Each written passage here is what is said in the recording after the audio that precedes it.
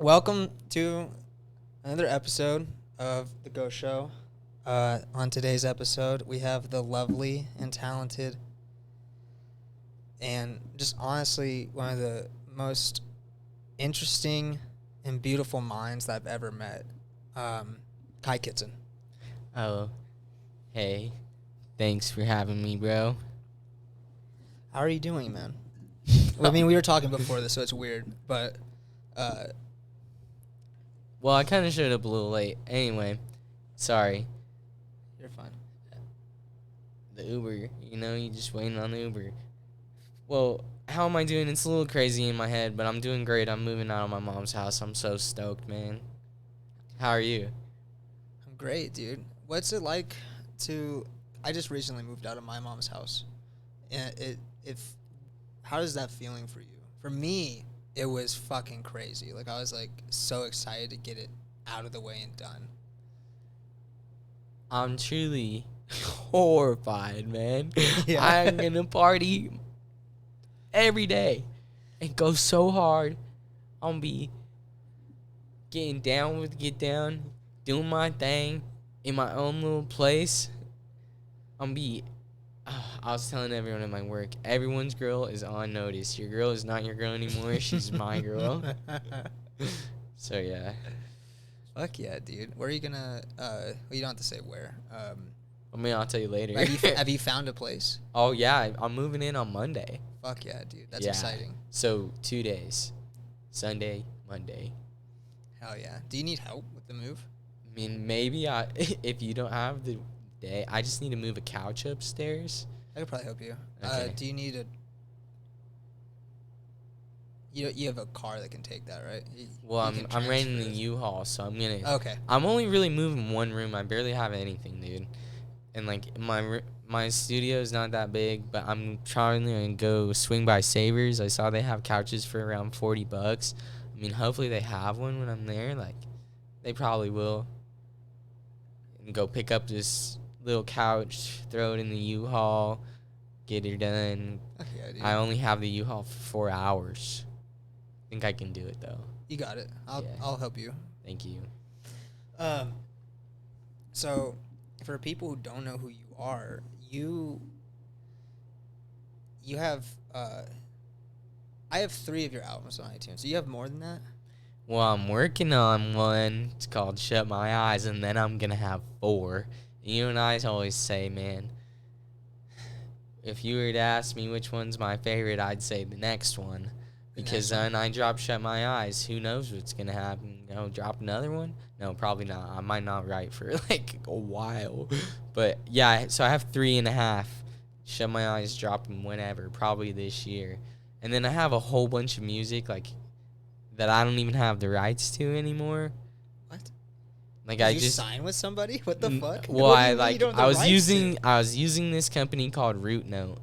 Oh, no. And they distribute it, and then, like, I just didn't know anything. We're selling albums?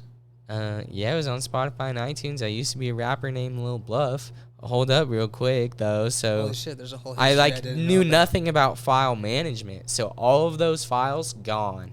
I don't have any Lil Bluff. For President, Please, Cowboy Bluff, The Sound of One Hand Clapping, Sometimes the Sun Shines, none of that stuff. It's all gone. I don't have any of it in my archives. Root Note has it all. I told him, I said, release it when I die. And now I don't use them to distribute my shit anymore. I just use DistroKid. It's $40 a year.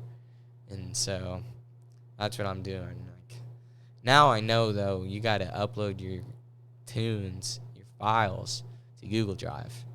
To Google Drive, yeah. Yeah. You gotta keep it on the cloud or some. You gotta keep it somewhere where you can get it. Yeah, I think the cloud is the safest option because here's the thing about the cloud is, like, if it gets deleted, is like how many times am I gonna say like drinking game? Oh my gosh, whatever. That'd be fun. People get hammered.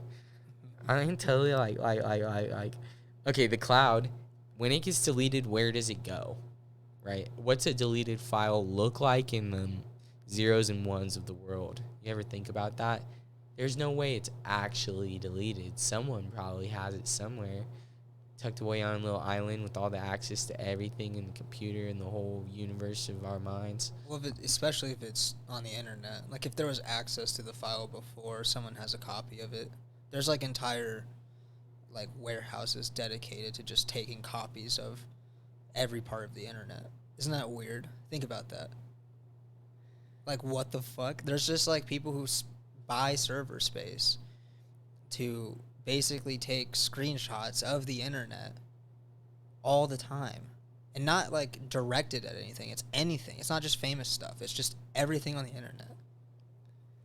Yeah, it truly blows my mind. I don't know how computers work, but they do, and it's sick. Somebody was like, hey, I got an idea. And now we got computers and games on our phones. And, I mean, that's beautiful, isn't it? You mean you record all of your music on your phone? Yeah, I wouldn't do it any other way.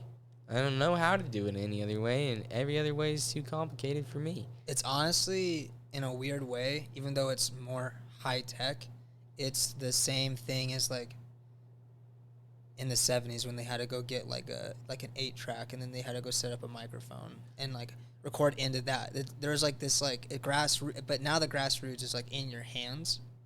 You know what I'm saying? It's still sort of the same. Like, it'd be hard to figure out how to go set up a studio space to figure out how to record music like they used to, right? And now, because you have it in your hands, there's this, like, unlimited potential for anybody to make music. Yeah, I think if you have an Android, you're a silly little joke. Like, go get an iPhone. Fuck you, Android user. Like, seriously, go get yourself an iPhone. Kitson is at war I don't with care. Android. I don't care if it costs I'm with you, brother. $1,000. You go. You live with your mommy. You go get a job. You save your money and you save up for an iPhone. You go and you buy that iPhone yourself. Get yourself your own phone plan. You don't need your mom and dad to pay your phone plan. They can never take your phone away. Get yourself your own phone. Life advice. Yeah, and make sure it's an iPhone. So that way if you start a sick little band or like a YouTube channel or whatever, you can do all that on an iPhone. Oh, for sure. There's so many things you can do on an iPhone. Check it out, though. Why do we have to keep making new iPhones every single year? Why can't we make, like, a phone where all you got to do is plug in a new microchip and then, like, we recycle the old microchips into robot sculptures and we turn in these robot sculptures into, like, skate parks, and there's robot sculptures at the skate parks built out of old iPhone microchips, and everybody has the newest iPhone at all times. And we start worrying about recycling and the environment and all this stuff that we need to be worrying about. You know what I mean? We need to be... This is such a beautiful look into... Why are we just Exactly. producing, giving people these warehouse jobs to build these iPhones with their bare hands when we could be producing microchips every year, and we just put the new microchip into our phone, and it's just would cost so much less, and maybe Apple would make less money, but, like, what if we just needed less money as a whole society to survive? You know what I'm saying? What can money buy? It's like, what can money not buy? And recycling is just the answer. I agree with you, man. Oh. You know, thanks. See, this is why I like you so much, is the fact that you went from microchips and iPhones and recycling them to using them to build art in skate parks is such a unique... Thank you. Think about the life cycle of anything that's produced in a warehouse. Everything in the world has a SKU. Every single little thing in this room is a SKU in a database somewhere, right? Mm-hmm. And you need a computer for that SKU. It's really scary, and so everything's a number. Oh, and I just start thinking about all the numbers, and I just get overwhelmed. Like, we could track everything. What if the government was in charge of inventory? wait until you're in AI and all of those numbers can be processed. You actually do track everything. Think about this. So have you ever heard of Neuralink? Nope. So Elon Musk has a company called Neuralink. Shout out Elon Musk. Shout out my boss. Literally.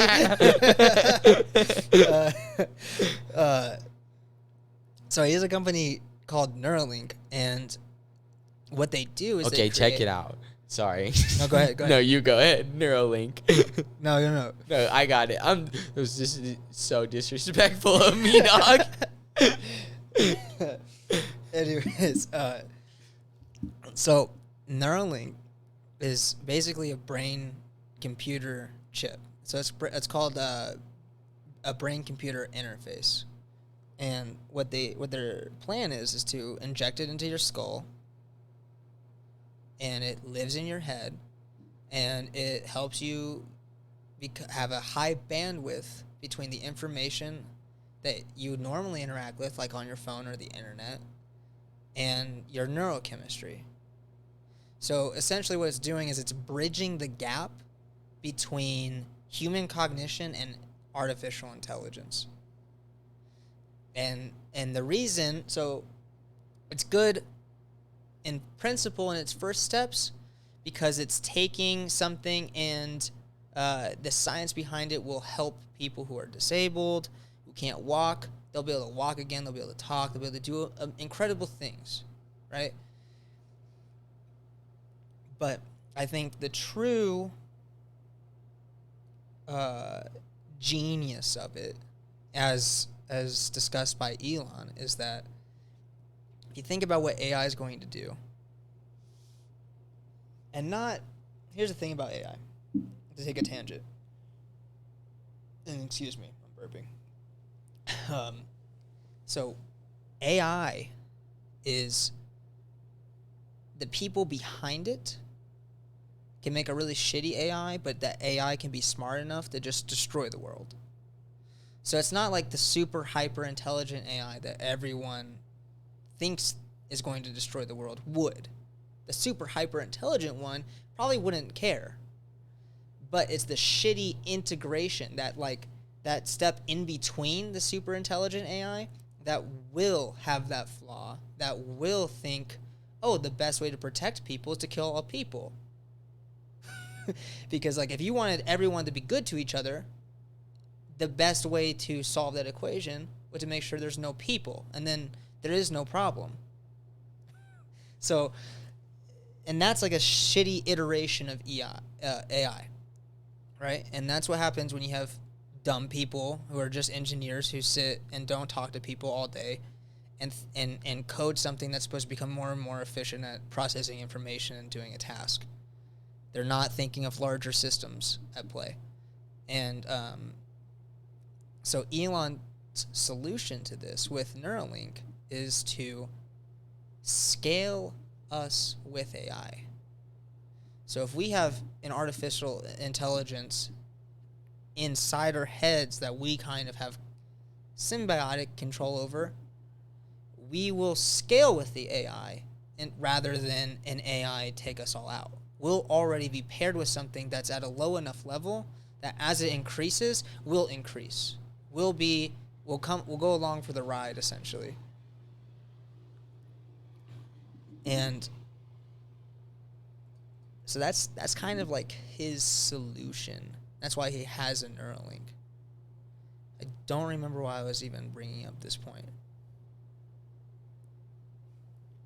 What do you think about that?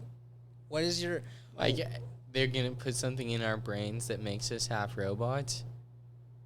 More than robots. I need me a robot girl. I'm going to rock a robot world.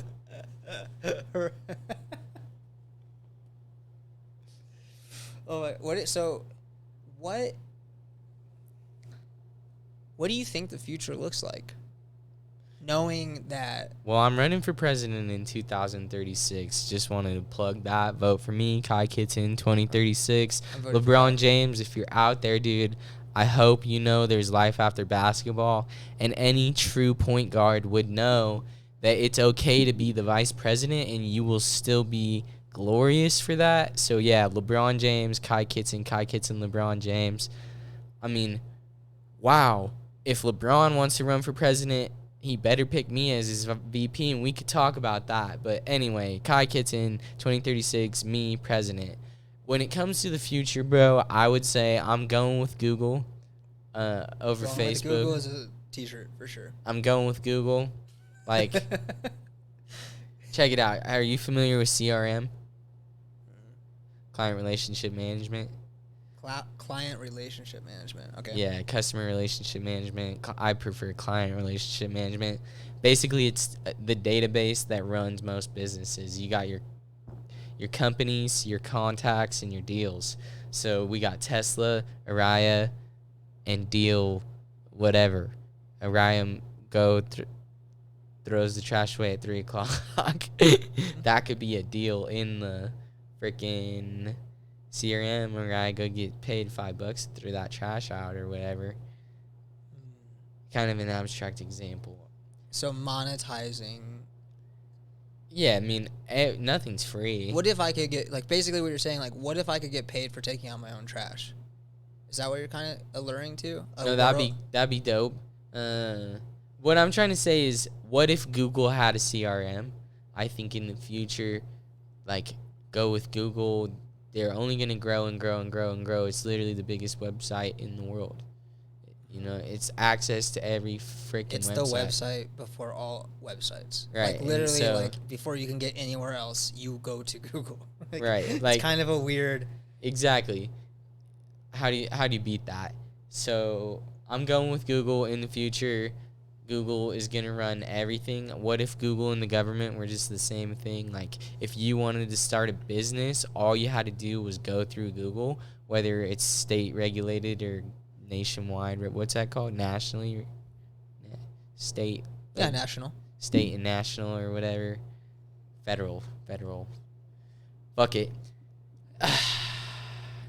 What if everything was through Google, like a one-stop shop? Can we just fucking use Google so that I don't have to spend 3 hours at City Hall getting a business license, going to all these different websites to get this and this and this? I have a question for this. So I see where you're going with this. So, like you said, one-stop shop. What if? Yeah. So Google integrates into a government system. What happens when? So recently, I think it was actually Tesla in Nevada wanted to make, and if I got this wrong, it was not Tesla. Do not fire me. I'm sorry. Don't listen to what I'm about to say. Anyways, a giant tech company wanted to essentially make their own city with their own laws and legislation that would be separate from the state and federal government. What happens, let's say, like, Google does that. What happens, because you already see them censoring news sources and anything that doesn't go along with a particular agenda. They will censor or deplatform certain people. How do you feel about that?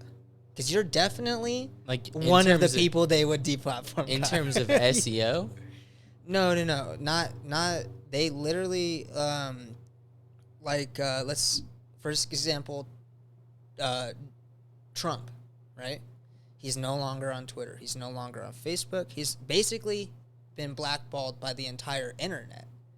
And he's literally had to make his own websites and own apps to even be seen. And so the question becomes, are these public utilities, and therefore, like, so for example, if I made a phone call, I use AT&T. If I made a phone call to you, I should always be able to make that phone call. But what if AT&T had the right to say, oh, we don't like Kai. You can't call Kai. Kai can't call anybody else on our network. So legally, they're not allowed to do that. Dude, that's like some freaking naughty shit. But that's what that's what Facebook, Twitter, that's what all of these giant tech companies are doing. Even Google is doing that to people. They are subverting. How do you know that they're doing that? Well, they've openly done it. Like the whole Trump thing, he's literally banned from Twitter. He cannot go back on Twitter for like I think 2 years, or it's either 2 or 20 years. So does he lose the access to all of his tweets, or does he get those back? Yes. He doesn't get any of his tweets back? I don't think so. No, Ooh. I think it's completely wiped. Dude, that's like one of maybe the best things that could have ever happened to him. For Trump, but like that, but what happens when that happens to someone who, let's say Twitter does something that's really bad for the environment? Not that it makes sense for Twitter to do that, but let's say Twitter gets into an offshoot company that has to do with like oil rigging and stuff, and they have a giant oil spill, and then someone says, hey, fuck you, Twitter, you're killing dolphins in this area and you're trying to cover up this oil spill. And then they deplatform them. They delete their account. I think that that's fine if Twitter was a very small platform. But it's literally, there's this idea in mathematics where things grow beyond what is conceivable for their group. So it's like, it's kind of the theory of consciousness. There's like this, I can't think of the word, but when the neurons by themselves don't create consciousness, but the neurons together have this effect that consciousness is sort of created through the use of all of the neurons together. It's beyond the individual, right? The individual parts. There's something beyond the individual parts, is what I'm trying to say. Now, what happens when a company like Twitter just deplatforms people like that who are trying to speak up about injustices? Trump is a crazy example because although he is insane and it's probably for the best he was deplatformed, it doesn't mean that it was a good thing. Because now it can happen to anybody. It doesn't mean it would just happen to people like him. It'll happen to anyone who disagrees with the current narrative. And that's a dangerous thing, in my opinion. And so if Google was this entity that became a government entity that was like a one-stop shop for everything, that sounds awesome unless they are making legislation. You know what I'm saying? Like, dude, everything in the world could be done through Google, though. I 100% agree with you. Voting, everything. Like, if Google and Amazon merge, that's literally the solve the problems of so many. Okay, first of all, how do we destroy social... okay, Google already owns YouTube, right? So that's one layer. And then Amazon is, like, all the things that people buy. And then Google is, like, the back end of that business, whether it's storing information in the cloud or like getting listed on a website or like your product. Anyway, all I'm trying to say, Google, Amazon, you guys should fuck up. You know what I'm saying? Like if Google and Amazon just started going at it like lovers, dude, Yeah. that'd be pretty good for the world. As far as people getting blackballed on the internet, speaking about injustices, this is going to sound harsh, but at the end of the day, why do you fucking care about this and that, right? And if you care so much and you get blackballed, then figure out how to do it without the internet, I guess. Like, people in the 70s, the hippies, man, they did whatever the fuck they needed to do to make shit happen. And so, what if one day they just shut the internet off? You know how many people wouldn't be rich anymore? A lot. Could your business run without the internet? Oh, fuck, I don't know. That's why less is more, guys. You really can't be attached to these things. And, like, if you are attached to your job and these things, sucks for you. What do you think are the most important parts of a society? most important parts of a society: culture and community. Why? Well, I mean, if you think about when things were simple and people lived in little villages, well, everybody comes to the village and they build their little tents and their tiki huts, and then everybody hunts and everybody eats together as a village because that's an easier way to survive. And so, if things were, if that was the culture, is like we are a community. Think about Reno. Everybody in the city is off at this time. We meet up and everybody gets fed. Frick. I guess that'd be awesome, right? Nearly impossible for everybody to be there because who works and who doesn't in order for everybody to get fed? How do you make it fair? Well, the third thing is capitalism, because capitalism is like checks and balances to culture and community. You can get those things if you've got money. So yeah, capitalism, community, and culture, most important things to a society. So, what do you think about universal basic income? Know nothing about it, so it's probably not the person to ask. Huh. So, Get a job, and people are like, 40 hours a week is too much. I'm like, dude, you work 70 hours a week if you have to. Like, if you're broke, you don't deserve to have free time. Go get your fucking bread up. Like, seriously, I don't want to hear it.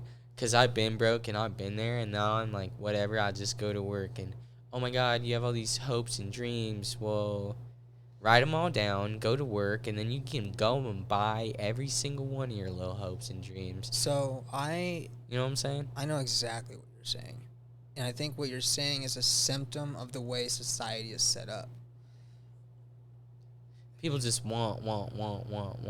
Yeah, I agree with you. I 100% agree with you. But there's people in conditions that it almost south side of Chicago, right? What happens when you're born and your mom's 16, you're in and out of homelessness, in and out of crack houses. By the age of, it's like 6, you're in a gang. 6 years old, you're in a gang, and you're fucking running around. By 13, they give you a gun, and then they make the little kids shoot people, because who's going to put the little kid in jail? And they're also the most easily manipulated. And so when you grow up in a culture like that, by the way, the police in the area don't even go into the area. The police are a gang. I agree with that. But that's what your area is so fucked up and so given up on by society, by the structures that are supposed to empower people to do what you're saying, to integrate themselves into the capitalist system. But they can't. Even if they tried as hard as they could, the only thing that they really even have a hope for is like making music or art to get out of it, and that's what a lot of them do. But that's if they even survive to the point.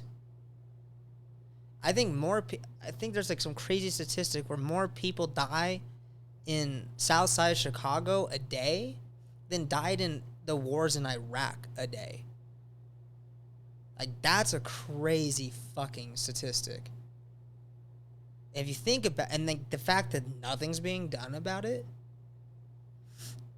But here's where I agree with you, is like, I'm not so sure. I think capitalism is good if it's managed properly. It has to be done in a very careful way. And I think if you think about, go ahead. Capitalism is gang, and gang is capitalism. Like, regardless of why you're in a gang, your gang gets together for fucking couple different reasons, and one of them's survival, and part of survival is money. So however your gang gets money, whatever you use that money for, your gang is a business. And so what do you mean? What do I mean? Fucking. What do you mean nothing's being done about it? I mean, I agree with that. Well, I fucking agree with that, bro. Like, how is nothing being done about gang violence, and why aren't we speaking up about it? Well, it's because it doesn't matter. It doesn't matter if you speak up about it if you don't have a solution. And that's why this world is fucked up. Like, it's not fucked up. The world is so fucked up because it's not fucked up. If you have a solution, you will prosper. So if you're tired of something being shitty, go come up with a solution and you'll fucking prosper. You know what I'm saying? Like, so I challenge anybody out there, let's come up with a solution for gang violence, right? You've literally spoken like a true evolutionary biologist. Like, that's literally like survival of the fittest is well, it's not survival. If you come up with a solution, adaptation, you prosper. You know what I mean? Yeah, exactly. Yeah. And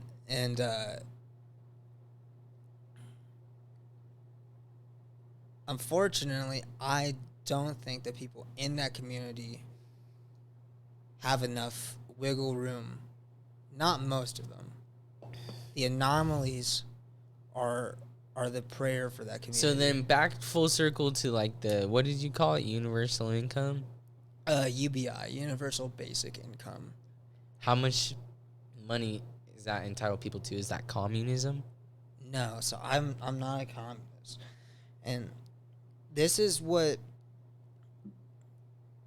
interesting discussion because I think we'll end up agreeing about how this goes.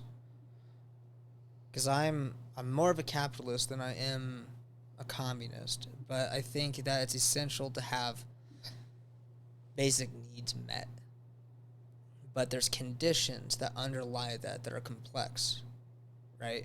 So imagine if someone's housing and food, the most basic primal needs, sex, you have to leave to people. You can't just guarantee people sex. Well, again, underlying conditions. So the government can guarantee housing and food. Then people have the freedom to get a job or not get a job. It's enough money to have a house and food, right? And it's tricky, right? Because here's the first argument. What happens when there's not enough housing? How do you even afford for something like that, right? What do you mean What do there's they not get? enough housing, though? No, but like I'm saying, there definitely is. But what is there are people that own so many homes and shit. I agree with nobody's in them. But what is the quality of the housing? Because there's plenty of hotels that have really shitty complexes, right? And are we just going to force people to live in those and call it good? I think there's a standard of living that's acceptable. And this is why capitalism is in place, and this is why we have rights. And, like, at the end of the day, you have a right to be homeless. Like, if that's your choice, if you want to be homeless, great. And so, can we solve homelessness? Not really. You can't force people to live anywhere. Even if we had a solution, some people just wouldn't want to do it because guess what? They would rather be doing what they're doing. And so, go ahead. So, the homeless problem is interesting, right? Do you know that we had a giant homeless spike? And I think it was after Nixon. What happened is Nixon basically, or it's either Nixon or Reagan, I can't remember. One of them basically said there's no more mental hospital coverage in the U.S., and they kicked everybody out. So the stereotype of like crazy homeless people literally comes from the fact that a enormous amount of people who had mental illnesses, which back then were not, no one knew anything about them. Like, I mean, psychology, like the study of psychology, the science of it, and learning how to treat these mental disorders is only like started in like the 1900s. Like, think about that. Like, it's a true scientific study, not like medieval kind of like ghosts were a part of it. I mean, up until the 70s, they were still giving people lobotomies. They were still cutting out part of your brain just to make you be normal. And all cutting out the frontal cortex does is suppress your emotive responses. It suppresses your personality. There ain't nobody touching my fucking brain. Like, think about that. Like, if you're an outlier. You're an outlier in society. So if you didn't fit in to the schema of go get a job, you would be a candidate for this. You're an outlier because you're creative. So a lot of creative people in the like early 50s were targeted. Also, gay people were targeted. So the science was so rudimentary. So think about this. The study of psychology and the understanding of the human mind didn't even start until like 70 years ago. That's kind of a mind fuck. And so we've only had 70 years to really understand what's going on inside people's heads. Enough to do something about it. And then halfway through that, someone said, oh, cut all that shit. And I know they can't go home, or they don't have homes and they can't have jobs, but we're not going to deal with it anymore. We're not going to fund these things. So that's where Dude, why can't we just put all the homeless people in a bus and go put them in a fucking field of grass in the middle of nowhere? They'll eat each other. And we give them fucking apple trees and shit like that, and they eat the apples and they eat the I know what you're saying, but that's exactly my point. If we're not gonna let them live in the cities and stuff like that, why can't we go and have a place for them to go? Here's what we have. We have a mental illness problem, right? That's directly correlated to a homeless problem that started in either the Nixon or Reagan era.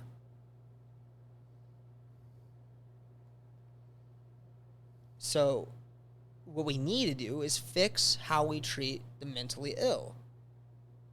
Those who are mentally ill on the street can be taken in and put into places where they can get proper care now, proper understood care for what their disorder, disease, mental illness is. And that's great. That would probably take care of 75% of the homeless problem. That's how many fucking homeless people have mental illnesses that are unchecked, that literally wouldn't allow them to keep a job or get a house or do anything productive in what we call society. And I don't necessarily agree with what we call society, but society agrees with what we call society, so I don't have a say. And I think mental illness is caused by money, dude. Like, because there's one cold hard truth, and money, like, cash rules. Everything around me. Fucking, I swear, it's all the same thing. Universal basic income. Like, what do people need, right? If we were to implement something like that, where everyone's basic needs are covered for, well, then we have to come up with new rules to life. Like, you're allowed this much money for this, and then from there you're expected to do these things. Exactly, but at least you have a house over your head. You can stay warm in the winter. You can stay cool in the summer. You have water. You have food. Most businesses wouldn't survive. So that's not true, actually. If you're being given money, money to stay home, who's gonna go to work? Surprisingly, a lot of people. And also the majority of jobs. So here's where I agree with you. In the 50s, impossible that this could happen.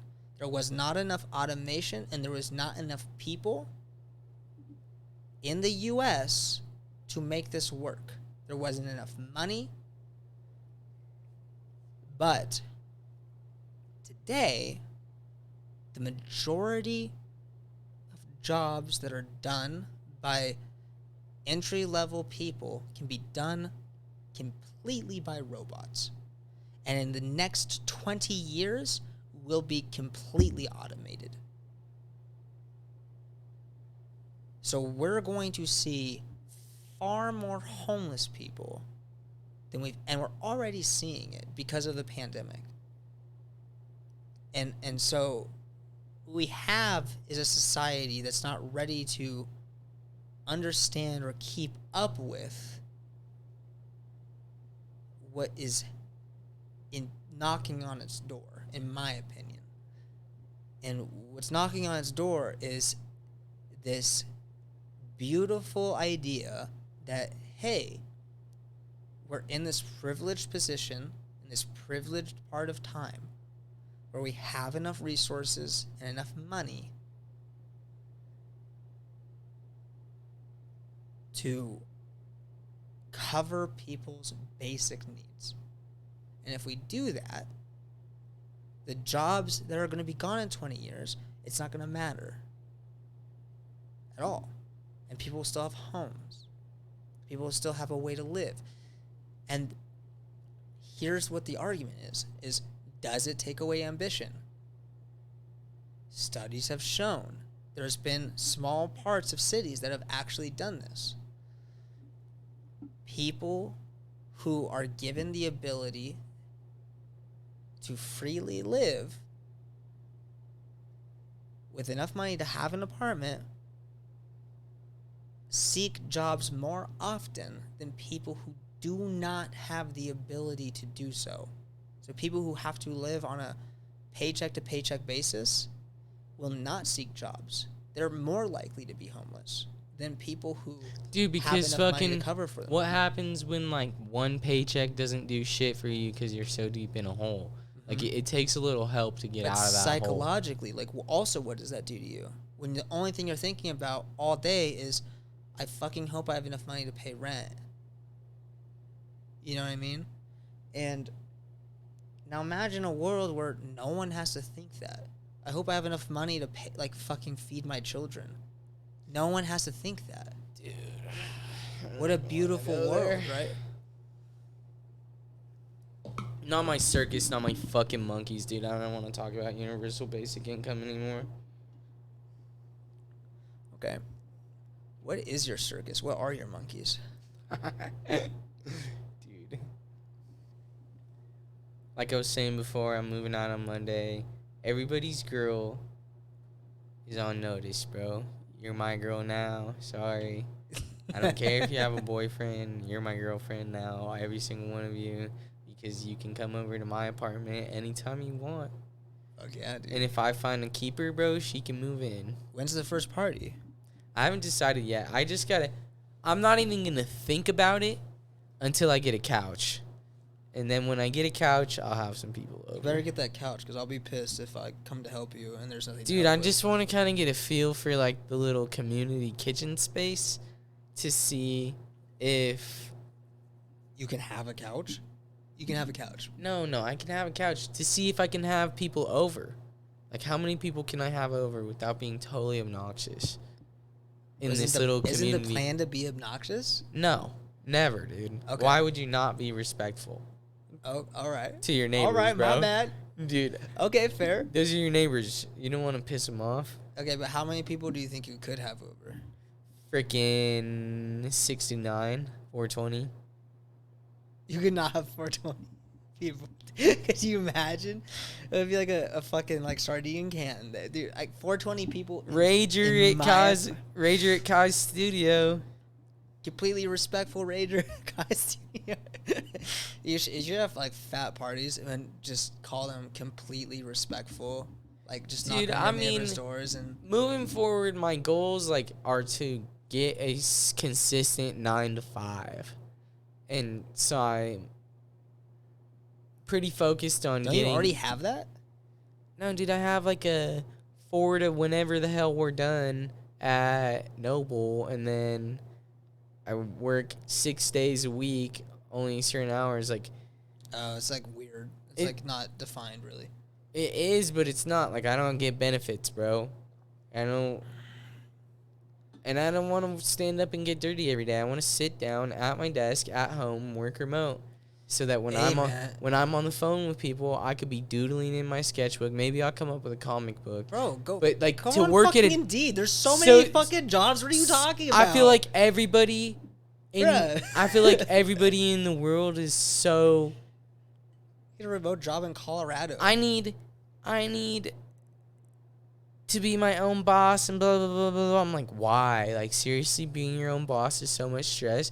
Get an easy job where you get benefits and get to work from home at the desk and draw while you're on the phone and freaking save up for retirement and be happy and start a YouTube channel and just live your life and go to work. Are you going to start a YouTube channel? Oh, dog, I go hard on YouTube. You already have a YouTube channel? I post a vlog like every week. Why didn't you fucking share it to me? Dude, because I don't promote anything I do. Well, guess what? Far From Home is going to promote everything you do. Dude, I mean, if you want to do Not that Far From Home has... That would be outrageous, bro. Well, I'm going to do that for you. I love everything you do. I love your gotta have clips. I love your fucking music. I support you in and out 100%. Like, what does... I mean, this could be drawn out. Think about this. I get a job working remote from home. I'm chilling with my dog in my little studio apartment. And, like... I'm on the phone. Oh, yes, it's going to cost this much to move your house, blah, blah, blah. You know, I'm working for this company, and they sell moving stuff or whatever. But I'm drawing site maps for my side hustle Far From Home. And I'm like, this is what it would take to promote an artist like Kai. He's got 3 albums. I'm going to write 10 different blog posts. I'm going to make 10 different Instagram posts. I'm going to make a YouTube review. I don't know. I'm just shooting the shit right now, but... Bro, what does it look like? You're so consistent. Like everyone should be following you if they it's everyone who if there's anybody watching this, fucking follow him, and he posts every day. No, I don't. You post every day. No, I don't. What day? When did you miss? Did you miss this week at all? On what? On Instagram. Dude, I post like once every week, once every 2 weeks. Well, your stories. Oh, yeah. Dude, your story is useless. Like... I don't know. I like your stories. Thanks, but most of the time your story, why not post to your Instagram where it's always there? What is the point of a story? It just goes away. Why not document what you're doing? You know what I'm saying? It's for people with, like, a lot of followers to keep them engaged. So it's for, like, temporary content, right? Like, if you wanted to have a discussion with your... What is the point of temporary content? Special. It goes away. We're temporary content, Kai. You have songs about this. You have fucking songs about being temporary. Yeah, right. What song? Purple. Purple. Oh, that song's called Before You Know It. I just remember the lyric is like, we'll be purple before you know it. Yeah, we're all purple before you know it. Yeah. Dude, that lyric stuck with me because it's like, because you're like, my favorite color is purple.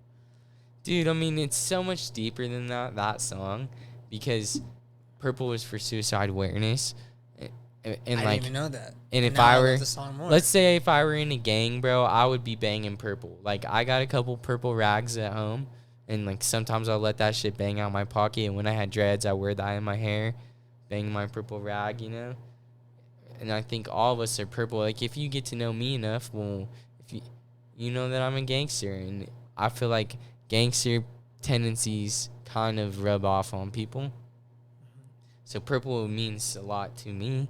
And we're all purple, and if you know, you know. What does purple mean to you, right? But if you know, how could you not, like, how could that color not mean something to you? If you know what it means. 100%, man. Like, that. Your lyricism in your songs is so unique and so beautiful. Like, when you have a song where it's like, I'm in timeout and my friends are drinking lemonade, It's not the exact lyrics, but that's You stuck in prime time out your friends, you're drinking lemonade, you'll see them another day. Yeah, that song's called McFlurries. And it's, if I was like a Vice music author, I would go so deep into your like, so you know those Vice documentaries on like musicians and shit? I would go so hard into like why you wrote these things and what they mean about culture and how it emphasizes like the fact that you called the song McFlurries and it's like your own, because I know you worked at McDonald's, like I know so much about you that like I see the beauty in what you've written.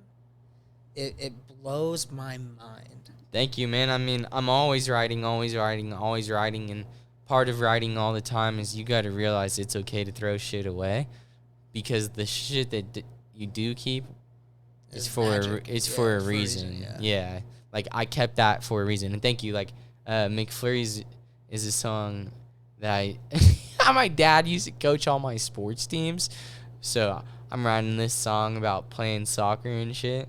But yeah, I did work at McDonald's, and then we just go get McFlurries and pretend it never happened. But that song kind of is supposed to have like a little bit of a hip hop reference there. You ever heard that song, Lemonade? It's a hip hop song. It goes, off the juice, codeine got me tripping. It's called Lemonade. Yeah, so you're stuck in timeout. Your friends are drinking lemonade. I'm just thinking, I'm stuck at work, and all my homies are partying to that one song. 100%. Yeah, like that's... Dude, Genius would have a field day with your lyrics. Thank you. I mean, what are the odds? What if I got freaking discovered? My goals right now are to take care of my basics in life, right? Get a good job. Fucking, I'm moving out, and then I'm going to get a girlfriend, or I'm just going to be clapping cheeks left and right. You know, maybe download Tinder and never get booed up ever. But... you know, sex and feelings, that's the whole thing. But once that's done, I was thinking, what if I dive into LinkedIn as like a professional musician and find a booking agent and shit like that? That'd be crazy. Music could, I don't want to say it could be my whole life, but it could, like, but I'm not in a hurry to get there, and I'm not afraid to have a 9 to 5. Bro, I think you're... You know what I'm saying? Because I'll play for free. I'll play my music for free. And, you're one of these people where you got to do both. You got to live the best of both worlds until you don't. The talent that I see in you, if never discovered and never blown up, would be such a waste to everybody. It would be so sad to me. Because what I get from your music is...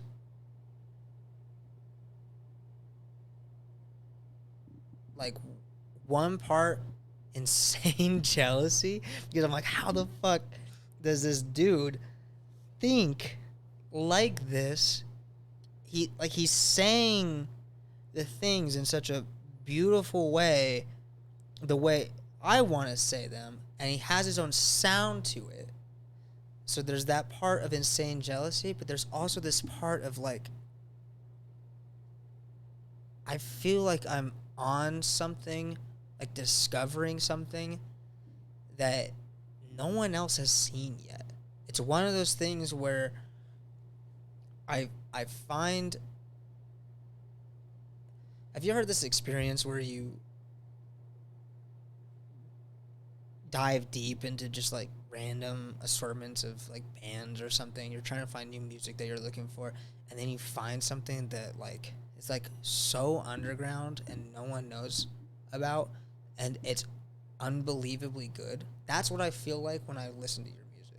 Thank you. That's huge for me, man, because I feel like that's something that everyone goes through. Musician or not, dude, everyone loves music, and I think your whole life you're digging through music where you can listen to, I don't know, I listen to like the same 10 songs a day until I get bored of them, and then I pick a new 10 songs, and that's enough to satisfy me. Like, you know, I hop in the car, listen to my 10 songs, and then I'm at work and whatever. So making time for the music, well, at a certain point you get so tired of them, but it's awesome when you find this little realm that you get to just exist in. And so that's I hope that that's what my music is like for people, where they're like, damn, I wish I could find more music like this, where like, oh, there's a whole sound out there that I didn't know existed, and I'm living here for a while. But I also understand as a musician, like, people are going to listen to more than just you. You're not the center of the world, and I hope a lot of musicians hear me out on that. Like, it's so much bigger than you. That's what a lot of musicians seem to do right now, is copy each other to the extent where it's not necessarily the same, but it's so contrived of all of the other sounds that are around them that you can't even decipher of, like, is this a new song, or is this an old song, or is this like what is this? Like the Migos, I was like playing, I told Siri to play some new music for me, and I don't know what the algorithm's doing, but it played. By the way, when you tell Siri to play new music for you, it puts Apple Music on shuffle, and it'll play new songs that are like related to songs that you have in your library. So I have a Migos album, but they this when I asked Siri to do this, it played an entire Migos album track, and I was like, "What the fuck? Why is it playing like in order every song?" And so I think somehow they like paid Apple to do that. Like if the people play Migos, that they play the entire album because it's a new album or something for promotional purposes. But every song sounded the same. And it sounded like all of their old albums. And I'm just thinking to myself, like, what is fucking music?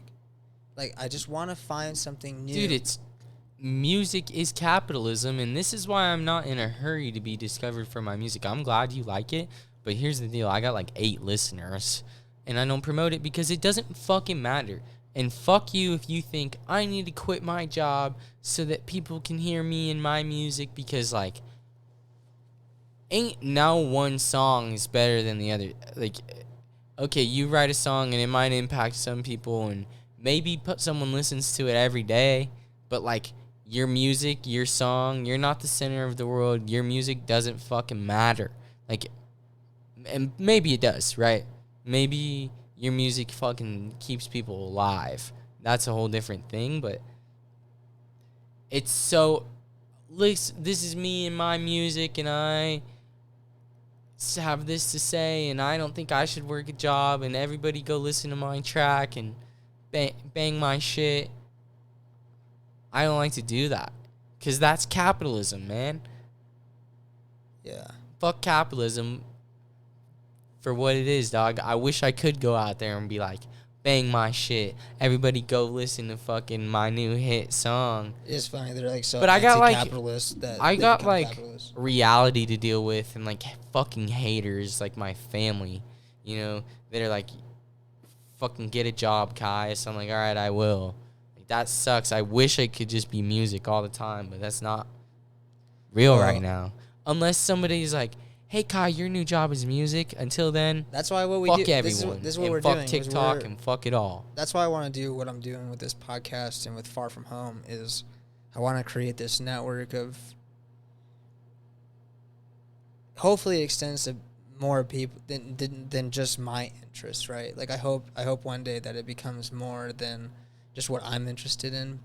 But as of right now, what I want to do is create this ecosystem for the things that I love that are unique to me, and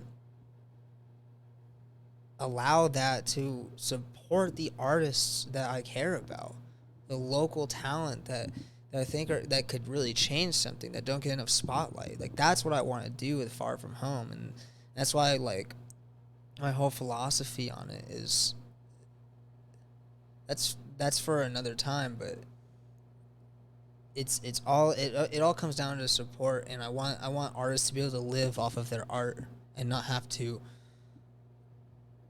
do this dumb shit that is so, that everyone has to do with that. I don't want anyone to have to do half the dumb shit that we do. But I'm going to take a piss break, and I think we should play a song of yours while I do that. What song are you going to play? What song do you want me to play? Any song you want. Any song. You got any more beer? Oh yeah, I have fucking 20 beers. I'm gonna listen to this song because I can't remember how to play it right now. Play as many songs as you want. By the way, this is my fucking podcast. We can do whatever we want. This is party time. This might be dead air.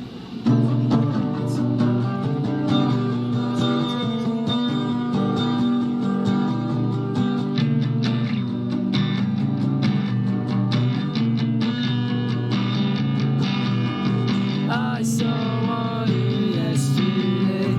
I watched myself float away. I watched myself float away. There's no getting over it, but honestly, I know all kinds of ways. Honestly, I know all kinds of ways. Honestly, I know all kinds of ways. Honestly, I know all kinds of ways. This might be my only option. I see an ad and I might pop one. People look both ways when crossing. Once we start, there is no stopping.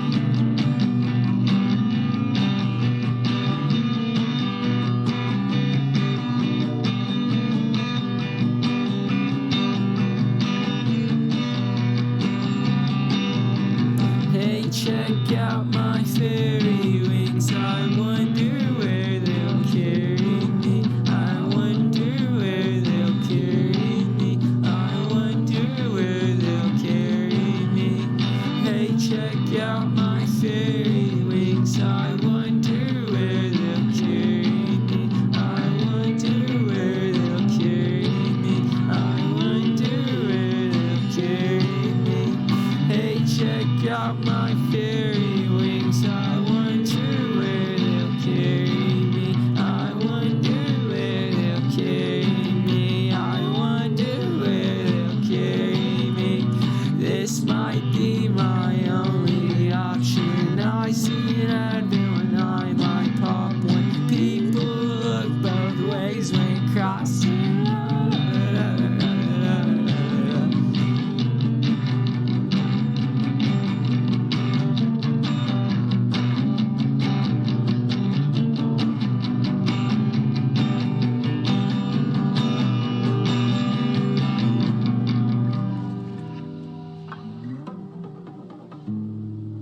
No thanks.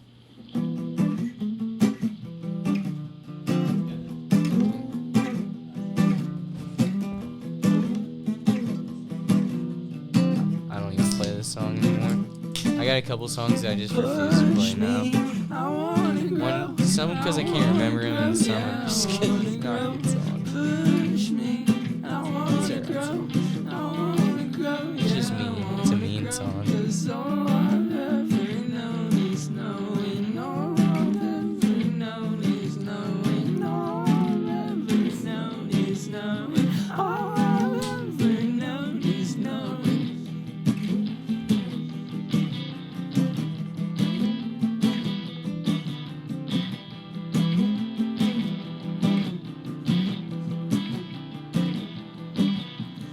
I might be the greatest. I might be a god.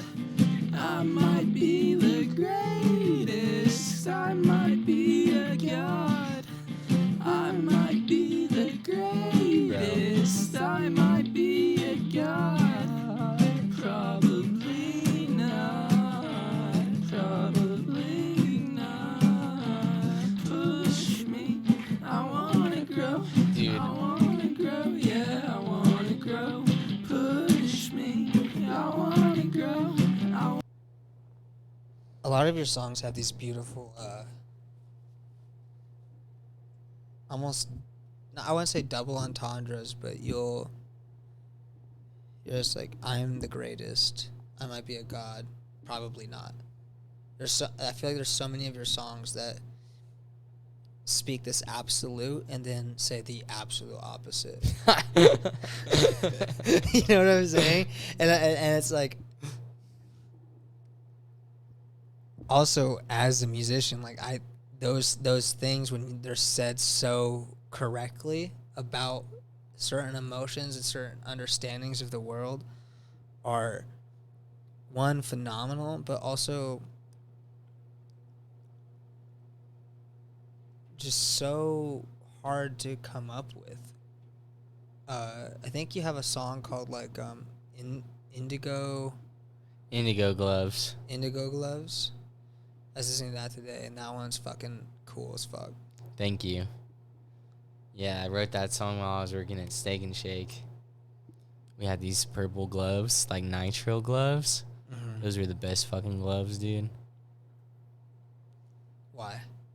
I don't know. They just like, they were more expensive than the other gloves. You put them on, you feel bougie. Yeah, you feel bougie.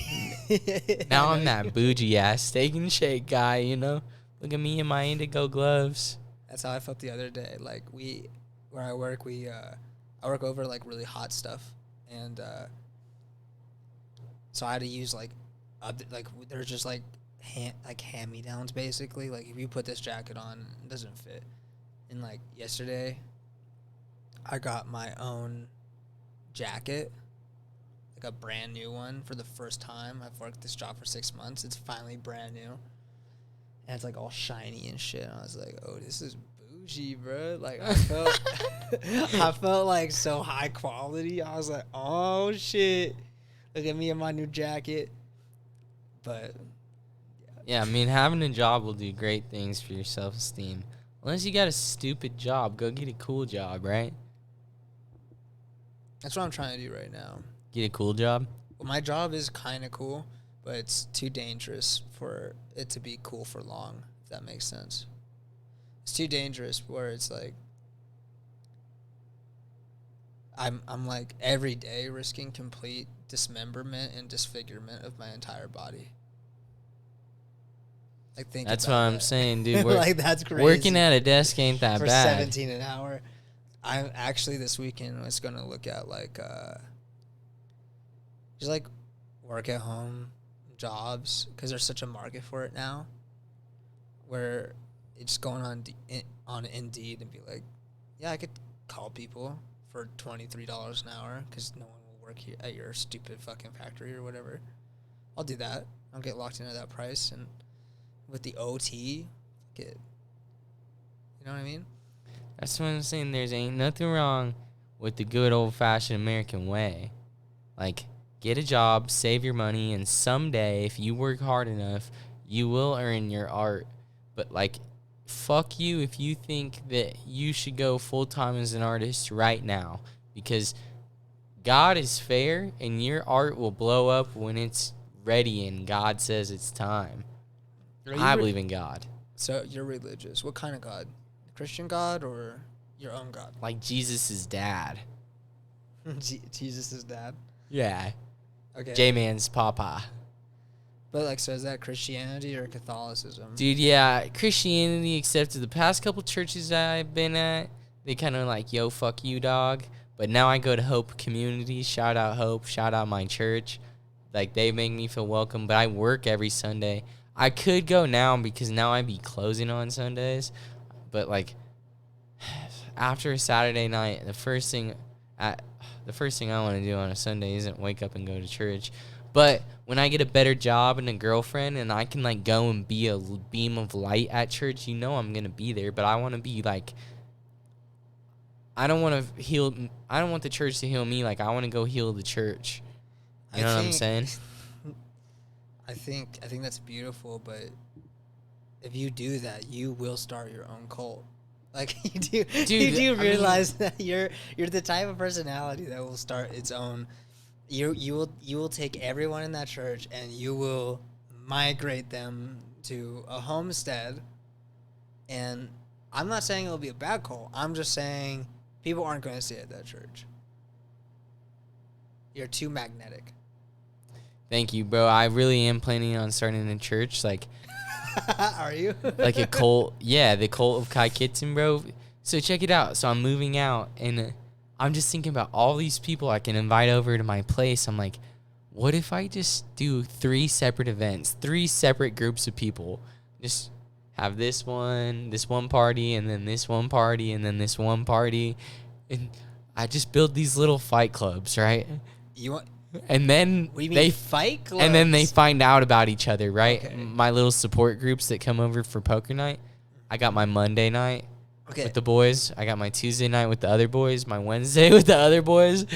And then, like, they all find out about each other, and then these groups get integrated. And then, like, I've just brought all these freaking homies together because of the cult of Kai Kitson. But Fight Club? We're not going to fight, dude. Because I'll fight. I'm down with that. No fighting.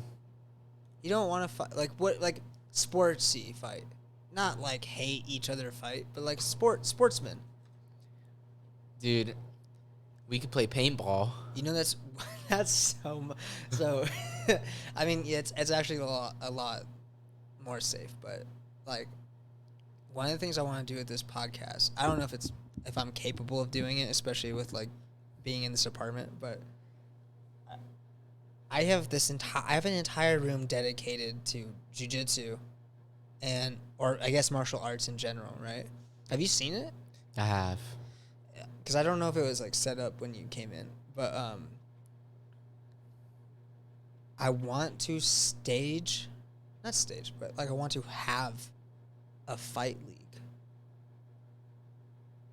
I want to have a fight league. I want it to happen in my house.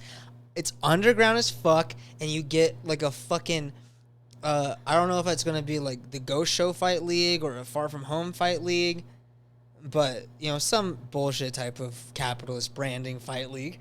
But it's going to be I know legitimate fighters. I know people in the UFC, bro. Like, I know people who will hurt people. And I want to see hurt people. You know what I mean? And I think it'd be so fun. Jiu-jitsu matches, Muay Thai matches, MMA matches.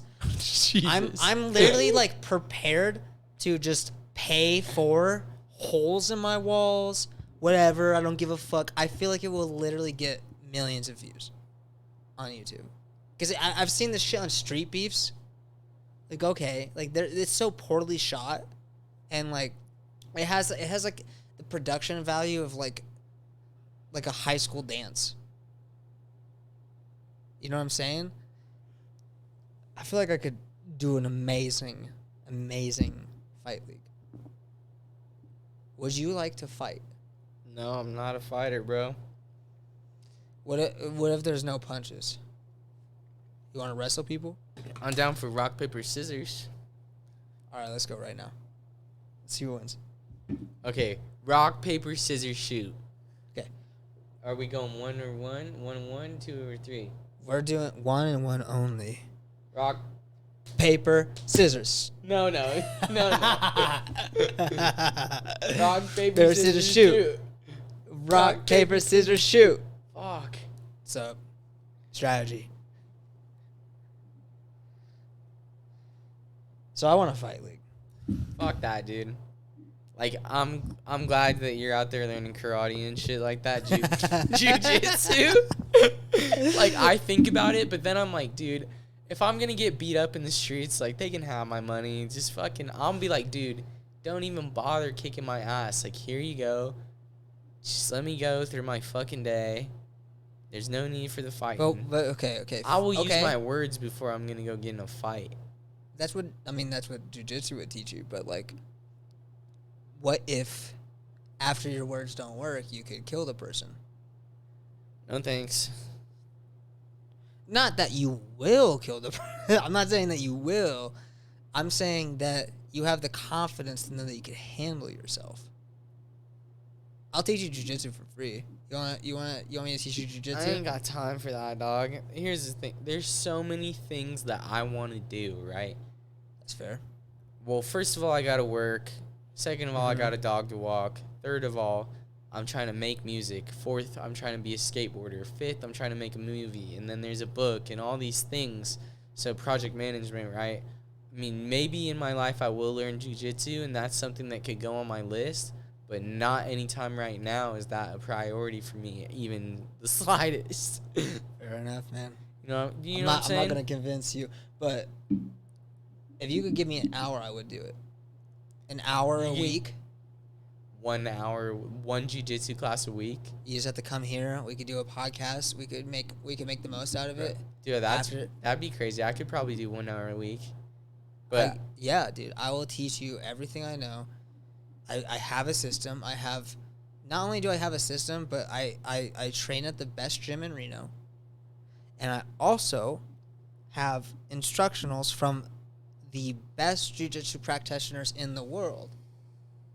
So what you're guaranteed to get the best of the best of the best. I've also trained at jiu-jitsu gyms where there's world champions there, like Keenan Cornelius. Doesn't mean anything to you, but for anyone who might be watching this, that's a gigantic name. You're in company of top quality. I'm not that great, but I can teach you great things. Transfer knowledge. And all I ask is 1 hour a week, and on top of that, supporting you doing whatever the fuck else you want. We can make music. I mean, I don't want to waste your time while you're here. Dude, I mean, work is play and play is work. So I can give you 1 hour a week. This is the playhouse, bro. We could be making TikToks. We could be doing everything. YouTube, doing it all. That's what I'm saying. Is me and you have the same fucking brain. So, well, I think your brain's actually far more amazing and beautifully creative. But me and you have the same entertainment brain.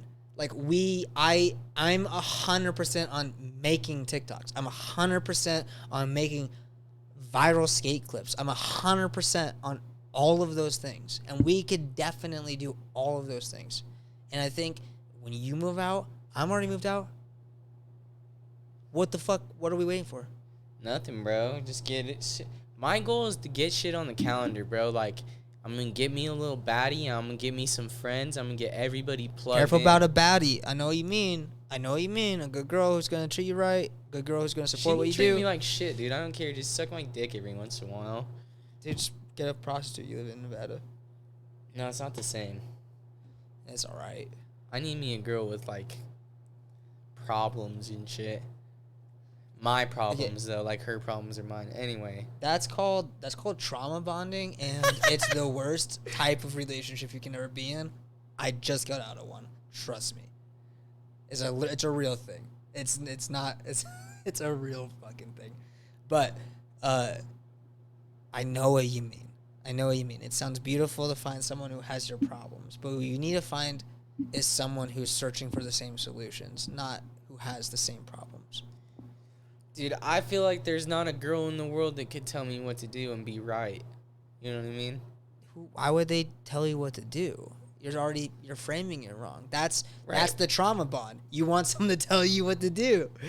You see what I'm saying? I was the same way. Trust me, bro. That's a different conversation. But fucking bitches are bitches, and No, we don't call them that. hoes are hoes. No, chicks are chicks. Girls are girls. Girls are girls. Okay. Didn't you just say I need a bitch? Didn't you just say I need a hoe? I said I need me a little baddie, dog. Oh, a baddie. I do like baddie. I like baddie better than bitch, for sure. I'm down with the baddie. Bro, I'll let the bitch word fly out every once in a while, but I really, really try my best not to. I just feel like I'm not black enough. You know what I mean? Like, it sounds dumb when I say it. Don't whoa me. Is that too much? So I'm making a movie. What movie? It's called Gray Milk. Okay. I'm pretty excited about it. What can you say about it? Well, I brought it to show you. I'm going to show you what I've got so far. Really? Yeah. Oh, fuck. I wish I could show it on the podcast. How are we going to show it? No, we're not showing the podcast. Okay. So afterwards. Anyway, dude, like, so I've got this book and I got my music and now I got this movie and it's all sort of the same thing. It's like, it's a campaign, right? Business is so much more than just one thing. You can't put all your eggs in one basket. You got to put all your eggs in many baskets. And so in this movie, I want to accomplish so many things. Like, it's a movie. It's a pace, right? I'm going to keep working my job. My friends that are in the movie are going to keep working their job. And then we're going to come out with this movie, and then we're going to push the shit out of it, and it's going to be a whole new thing, right? Okay. Because, man, then the movie's always there. Can you imagine? Like, yeah, we made a movie. Then you can go out there, start making phone calls. Yo, can we push this movie? Can we push this movie? Can we push this movie? 100%. I agree with you. So, yeah, I'm going to do all that in the movie. What is, you say it's a whole new thing, so this is a terrible question, but what is the movie? It's Gray Milk. All right, enough said. I love it. Thank you. So you like the title? Because some of the homies at work were talking shit about it. They can suck a dick. Yeah, they can talk shit. But whatever. I got Gray Milk. I don't think they know what you have. Well, it would help if they could see it. My plan is to like have the homies over to my little apartment, and then I'm gonna show them Gray Milk, and then we're gonna film a scene, and then like at a certain point I'll have so many scenes, and then the movie will be done. Can you describe a scene? Okay, so I'm at the gym with my friend Dominic, and he's running on the treadmill talking about how he thinks this prostitute gave him an STD, and then it goes in, and me and Dominic are like outside of his car in the Double Diamond Elementary School parking lot, and I'm playing the guitar, and he's rapping over this guitar playing, this poem and these words that he wrote, and it's dope. Then we're in the car, and he puts on the Tyler Hero beat by Jack Harlow, and I freestyle over it, and it's so fucking corny, but it's hilarious. I start rapping about Selena Gomez. I'm like, Selena, Selena, Selena, Selena. You know what happens when you say Selena. Selena, Selena, Selena, Selena. You know what happens when you say Selena. She says, yes, Punky, be my guest. Some shit like that. Anyway, dude, I just picture that in the first 10 minutes of the movie, I'm freestyle rapping. Was that already filmed? Oh, yeah, I'm going to show it to you after we're off air. Okay, yeah. So I'm just saying, like, imagine where we could go with a whole squad. I'm telling you, I'll have, like, 3 different groups of people that I'm planning on inviting over and doing this movie thing, like, 3 different times. And then I'll have my 3 groups meet up. But I'm going to put everyone in this movie, but it's fucked up because it's produced and filmed and edited by me, right? Gray Milk is my thing, but it's going to impact so many people. Right? Yeah. Like, why would you not be stoked about being in a movie? And if somebody feels so pissed off that it's my movie and it's going to be on my YouTube channel, well, then they better offer me up a nice deal, right? Like, because I'm the one that's making it happen. Is there already turmoil? No, I'm just picturing, dude. Oh, okay. People are going to get addicted. You're catastrophizing. Okay. Yeah, I'm thinking, what's the worst thing that could happen, right? People are pissed off that I made this movie and they're in it and they didn't, blah, blah, blah. But it's a documentary, just dude. Like we did. It's about me. Just like we did before the podcast. I made you sign a release. Make them sign a release. And then it's your identity. It's your film. I'll send you the release form. It's a legal precedent. They can't say anything about it. But it's as long as it's under your production company, then there's nothing they can do. Bro, I'm hoping it's not going to be like that, though. I hope it's a good thing for everybody where everybody's just stoked. Like, it creates opportunities for people. But like you already do, is like you're already thinking of like the worst case scenario. It's not like this is where the legal thing gets weird. And this is why I felt weird even making you sign it. It's like, you're my friend. I don't need to make you sign that thing. I only did it to start to feel comfortable with other people signing it. You know what I mean? And you're literally the first person I've ever made sign anything like that. And the only reason I want to get into the habit of doing that, because if I ever have someone on here, because I have weird plans for this show that are definitely not going to constitute certain beliefs for a certain group of people that I would still like to have on the show. Like, I want to have scientists. I want to have people who, you know, study crazy shit, who might have reputations on the line, and I want to put them in the best light, and I want to shine light on their best ideas. But at the same time, they're going to be in a category where there's a guy who's streaming live on Pornhub and might have strippers shaking their ass next to his face and having people put things that shouldn't be like. So here's one of my ideas. And you can tell me what you think about this. I want to do a segment where it won't be on Twitch. I'm going to try to figure out how to stream live on like Pornhub, because I think that's the next genre of like gonzo entertainment. I think journalism's dead. I think podcasts are the new form of journalism, and I think because podcasts can be anywhere, and they're live. They can be live. They can do anything. They're much more free than an article in a paper or a book. And so in terms of gonzo entertainment, I want to have a segment, and this isn't like the most brilliant segment. This is just something fun that I've thought of. I want to have a segment where girls have a shock collar on their neck. You know, they agreed to this. This is a game. And when you know those like pink, you ever see like in the porn where they always have like that pink thing in their pussy? That with like the like has like the if you ever seen that? Like the vibrator? Do you watch porn? No? You don't watch porn? You're not a porn guy? You're not into this? I'm trying to quit porn, actually. Okay. But have you seen the pink thing inside the pussy? I have no clue what you're talking about, G. I think you do, bro. I think you know 100% what I'm fucking talking about. I don't watch porn. It's for weirdos. But, so I want to ask them questions about politics and see if they get the question right, they get vibrated. If they get the question wrong, they get either vibrated or shocked. Bro, you better get rich if you're gonna try to have that influence on girls. It's just, well, it's fun. It's like, it's not, the idea sounds like hardcore, but it's like, if you're talking about, I'm thinking about having porn stars or strippers on. I'm not just like any girl that's on the podcast, right?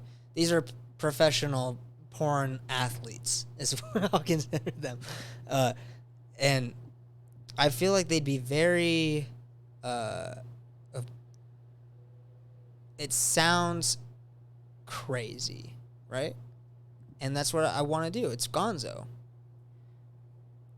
Same thing with my fight league. People getting fucking head kicked, knocked out in my fucking room, in my apartment. There's families next to me that are sleeping. Why is this happening? Could you imagine how insane? And I think that's fun. I don't know. It just reminds me of like, I never listened to a lot of Howard Stern, but he's like the most relatable example. But Howard Stern used to have just crazy shit happen on his radio show. And then he just stopped. Because society was like, yeah, you can't have crazy shit happen anymore. And then there was Jason Ellis. And Jason Ellis kind of stopped because it just, like, he had already done all the crazy shit or whatever. These are just, like, run-of-the-mill ideas. These aren't for sure things, but I want crazy shit to happen on this podcast. You know what I'm saying? I want it to be one of those things that people look back on in the future and are like, how did they do that? Like, how are they allowed to do that in 2021? You know what I'm saying? I want it to be punk. I want it to be fucking scary. I want it to be in your face, and I want it to be challenging. I want it to be art. Because that's what I think art is. I think art is scary, in your face, and challenging. Sometimes it's abrasive. Sometimes it misses the mark. But at the very least, it's something that changes the way you see things. And the crazy thing is, I think the only way you can do anything like that now is streaming on Pornhub. Because they're the only platform that's not going to deplatform you. I need me a girl with an OnlyFans. Yeah. I feel that. Have you thought about making your own OnlyFans? If I did, I would do like feet pics. Pictures of my That's feet. hilarious. Yeah. Maybe freaking pictures of my butthole. Just feet and butthole?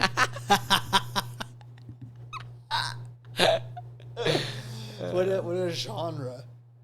There's There's no pretty in much between. it. It's only starfish and toes. Like, that's all Yeah. they get is toes and starfish.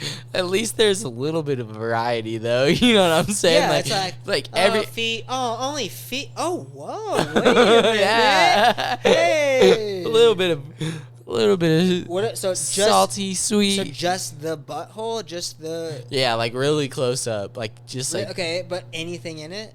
No, fuck no. Just the butthole. Dude, if any girl tries to ever give me you think rim job, you think get your fingered, demographic is girls? Bruh, you don't think like okay, girls are not on OnlyFans. They're not looking for dudes. They're not like, "Oh, I can't wait to lick this guy's asshole. I can't wait to see it on OnlyFans." Bro, any guy who joins OnlyFans is immediately going to have at least a 98% gay demographic. Word. And you're not going to put anything in your butthole? Nope.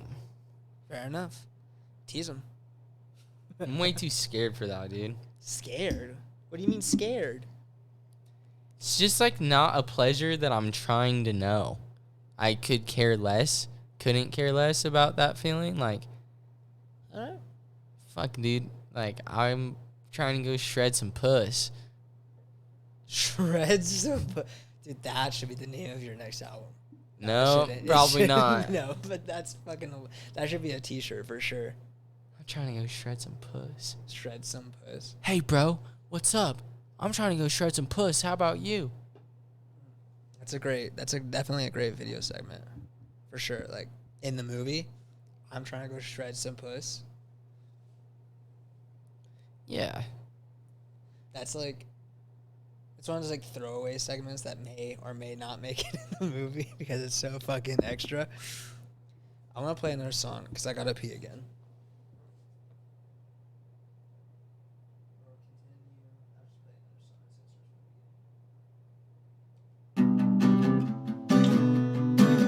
Your mic's still on, so you can talk.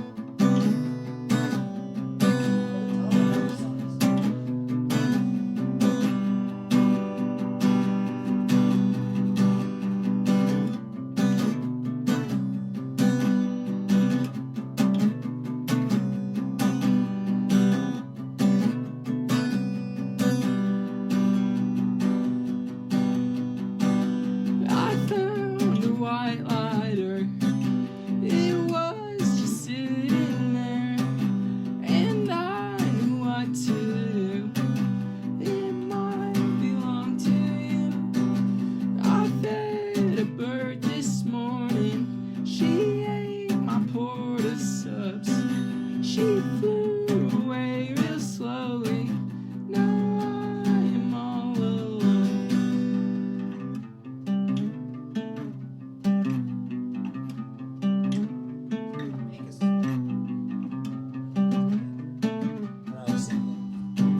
Called Shred Some Puss. Is it a rap song?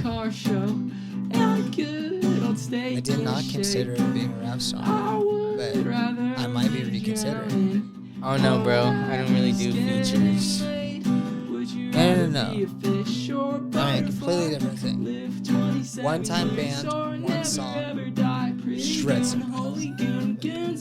And that's what I'm saying, dog. I don't really do features. You didn't have to work hard for that one.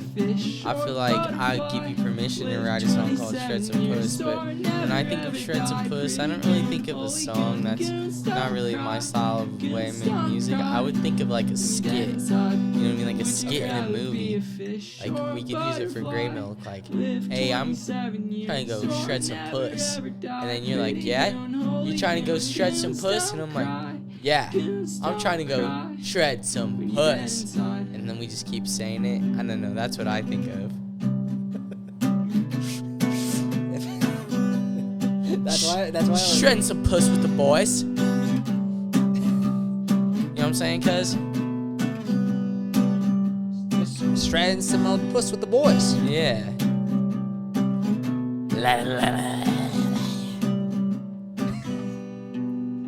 Burly slidely puss.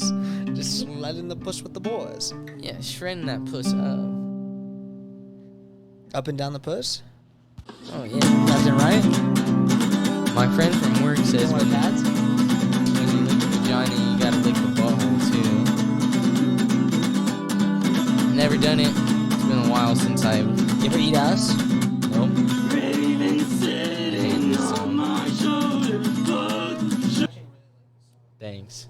Because, okay, so this is my interpretation of the song. You can tell me if it's fucked up or wrong. But the way I see it is you're for me, it's a song about, I don't want to say like as harsh as the word addiction, but it's about this constant pull between the voices of telling you to like go do something that you know you shouldn't do, and the anxiety of not doing that thing. Well, if you want the truth and honest truth is, like, I was living with my dad, heartbroken over this girl I used to go to church for, and she called me Raven, and I call her Rookie. And, like, I'm, like, living with my dad, trying to write music and do all that, and I'm literally so fucked up, I can't even hold a job. Just thinking about this girl every day, getting in trouble for smoking weed in the house. So it's kind of about that. You know what I mean? Like, it is about addiction, but it's about a girl. An addiction of a girl. I guess it would be about the addiction of a girl, yeah. Interesting. Brutal. That was a horrible time in my life. I ain't getting no love from that shawty. I ain't getting no love. I didn't get no love from my last shotty either. I know what you mean, man. I feel you, bro.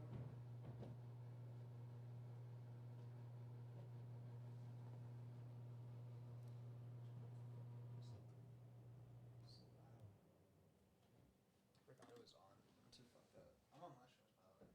Really? I've been tripping balls this whole time. Is that like a reoccurring thing for you? It's a everyday thing for me. What, like microdosing? Maybe a little bit more. I mean, when I go to work, I don't microdose. I promise. But Dude, that's fucked up, bro. why is it fucked up?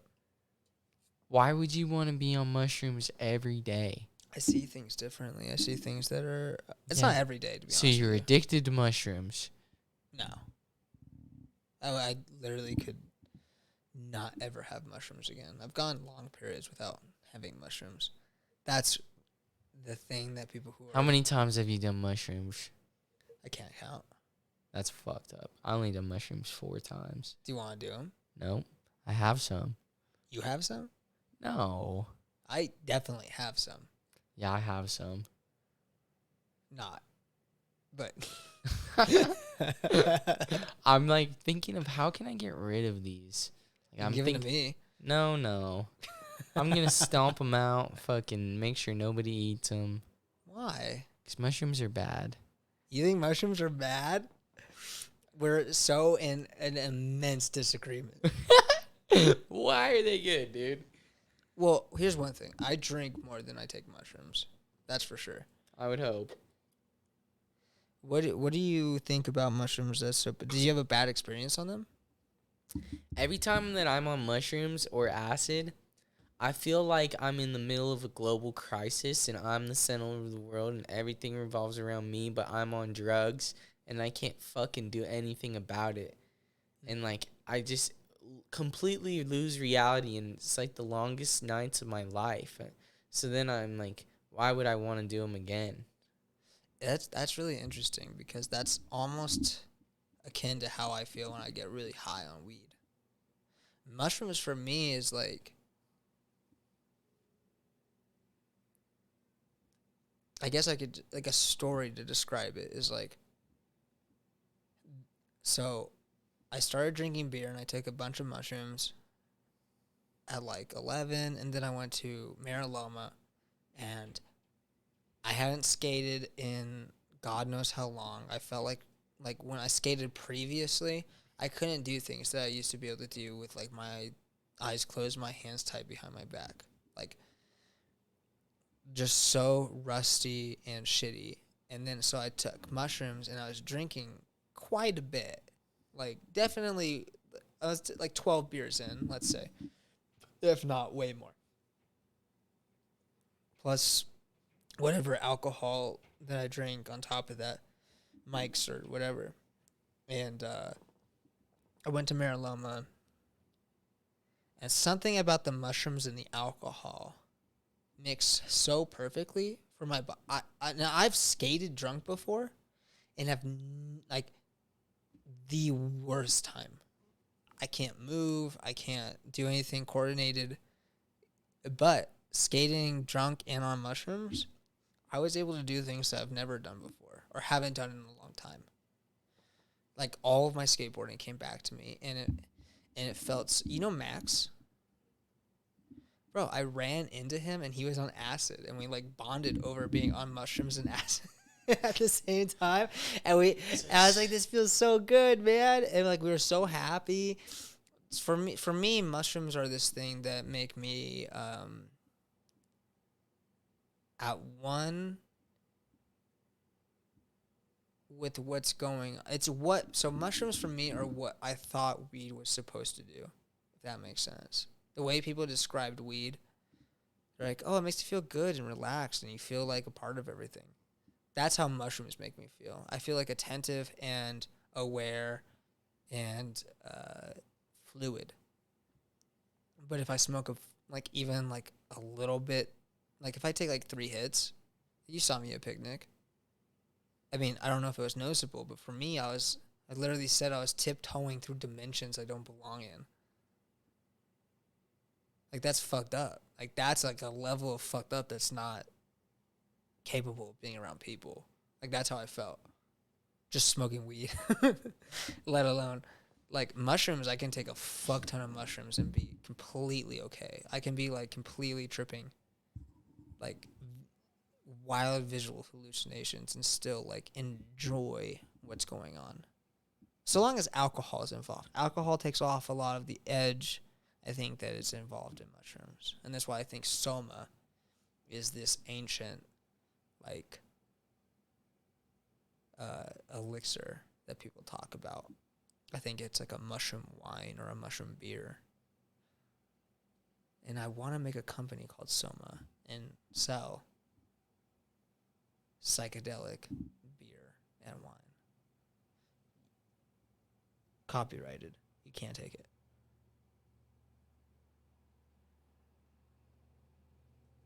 Sounds like you got it all figured out, my G. I don't got anything figured out, bro. I don't know if that'll ever happen, but it sounds fun. Sounds like a cool idea. See, my thing is, like, I'm not a hardcore capitalist. I don't like selling things to people. I'm not a very good seller of things. I like enjoying things for what they are and giving people stuff.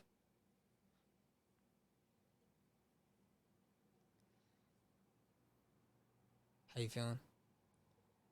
Fucking like I should have brought some weed. I have some weed. You want to smoke? Maybe. Fuck yeah, dude. I got a problem, dude. What's your problem? Smoking pot. Okay, but like, what do you mean? Dude, I shouldn't have to smoke pot, but I do smoke it. You shouldn't have. What do you mean by you shouldn't have to? Like, I know what you mean, but like, explain. I wish to, I like, could the rise layman. above it, man. You wish you could get your mind in the same place. Wish I could rise above it. I'm right above it. I'm right above them.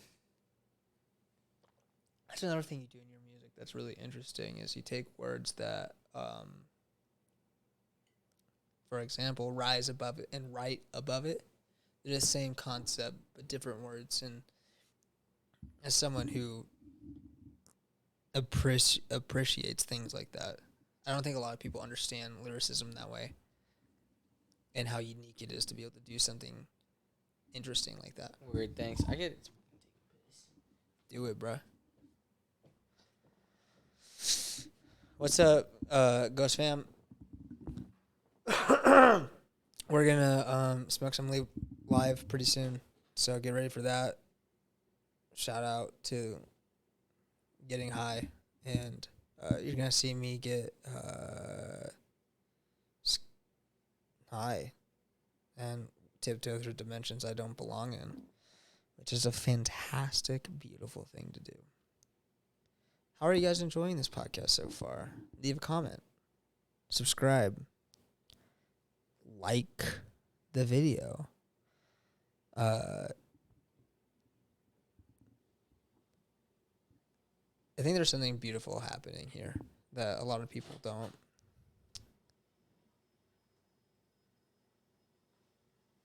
Or will soon understand. And I'll leave it at that.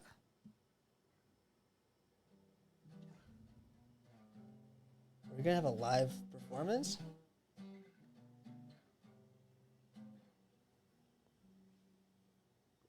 Bring it over here, buddy. Okay, let's get some. I'll get the pipe.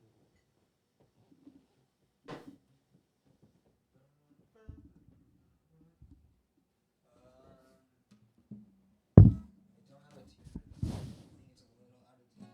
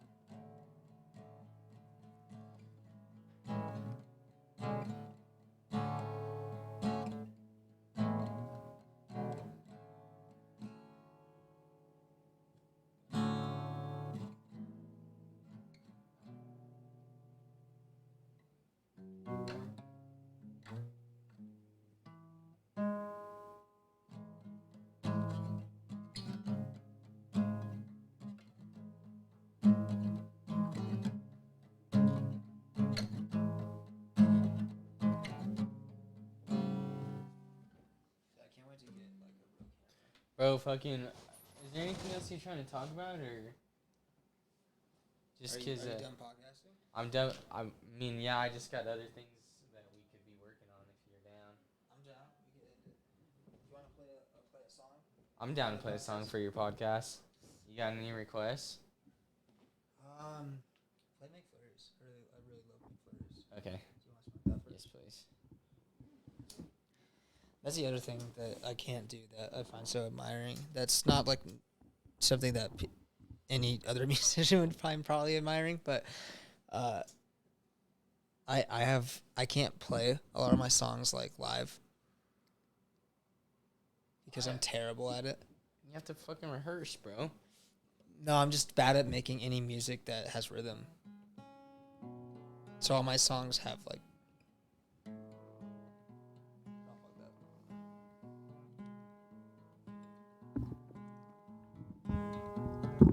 All you want, a cracker, wanna put you in your place. That's what happens when you misbehave. You're stuck in time out, your friends are drinking lemonade. You'll see them another day. You don't need to worry, why you always in a hurry? Everything is gonna be okay. We'll go get McFlurries and pretend it never happened.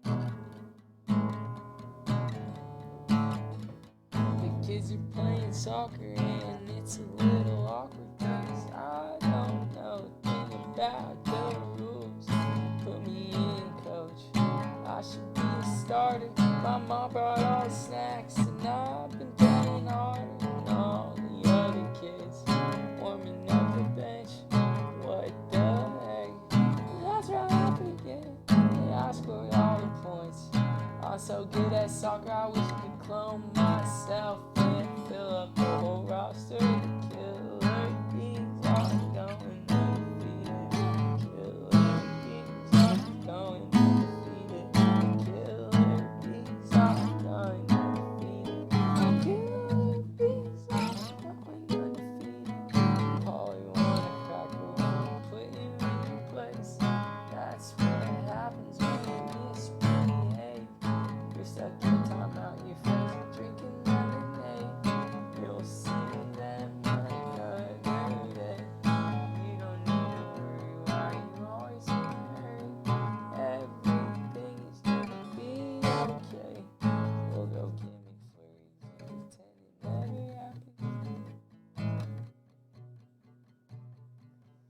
All you want a cracker, wanna put you in your place. That's what happens when we misbehave. You're stuck in timeout, your friends are drinking lemonade. You'll see them another day. You don't need to worry why you always in a hurry. Everything's gonna be okay.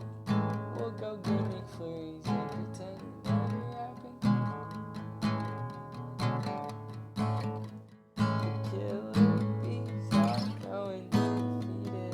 Killer bees are going undefeated. Killer bees are going undefeated. Killer bees are going undefeated.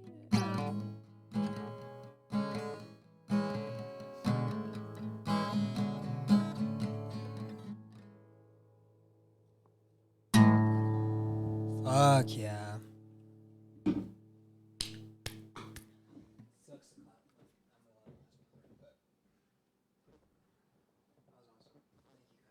Thank you for having me on the show, bro.